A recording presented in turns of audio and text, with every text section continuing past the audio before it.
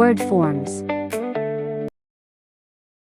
ဒီနေ့တော့ကျွန်တော်တို့အင်္ဂလိပ်စကားလုံးလေးတချို့လေ့လာကြည့်အောင်အဲ့တော့ပထမတစ်ခုက believe က verb ဖြစ်တယ်ကရိယာပေါ့နော်အဲ့တော့ believe ရဲ့အဓိပ္ပာယ်ကယုံကြည်သည်အဲ့တော့ယုံကြည်တယ်ဆိုတဲ့နေရာမှာ trust ဆိုတဲ့စကားလုံးလည်းရှိတယ်ဒါပေမဲ့ believe ကဘာသာရေးကိုယုံကြည်တယ်ဆိုတော့ believe သုံးရမယ် I believe in Buddhism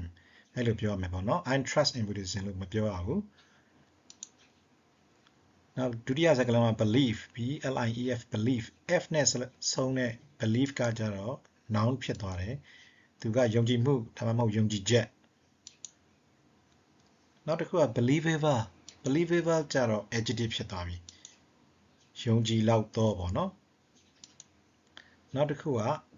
believable ရဲ့ဆန့်ကျင်ဘက် unbelievable ကလည်း adjective ပဲသူကြတော့မယုံကြည်နိုင်စရာဖြစ်တော့မယုံကြည်လောက်တော့ဆိုတော့တိတ်ကောင်းလုံးလို့လည်းဖြစ်နိုင်တယ်တိတ်ဆိုးလုံးလို့လည်းဖြစ်နိုင်တယ်အဲ့တော့အားကစားပွဲတွေပါတယ်မှာဆိုလို့ရှိရင်လည်းသူ့ရဲ့ရိုက်ချက်ကပေါ့နော်တိတ်ကောင်းလုံးနဲ့ unbelievable အဲ့လိုလည်းသုံးတယ်နော်နောက်တစ်ခုက believing ဆိုတော့ believe ဆိုတဲ့ verb က ing အနေနဲ့ပုံစံနဲ့သုံးတာတော့သုံးခဲတယ်ပေါ့နော်ဒါပေမဲ့စကားပုံတစ်ခုတော့ရှိတယ် seeing is believing ငါမျက်စိနဲ့မြင်မှပဲယုံနိုင်မယ်လို့ပြောချင်တာပေါ့နော်အဲ့ဒါကို believing လို့သုံးပါတယ်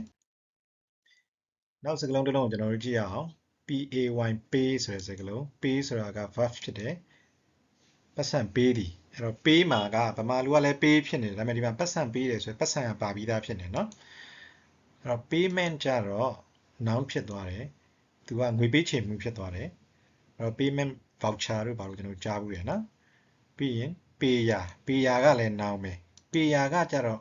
ငွေပေးတဲ့သူနောက် payee လို့ခေါ်တယ် payee ကြတော့ noun ပဲသူကကြတော့ငွေလက်ခံရရှိသူအဲ့တော့ payer ကပေးတဲ့သူ payee ကရတယ်သူပေါ့နော်နောက်တစ်ခုကကျွန်တော်တို့သိတာ paid ဆိုတာသိတယ်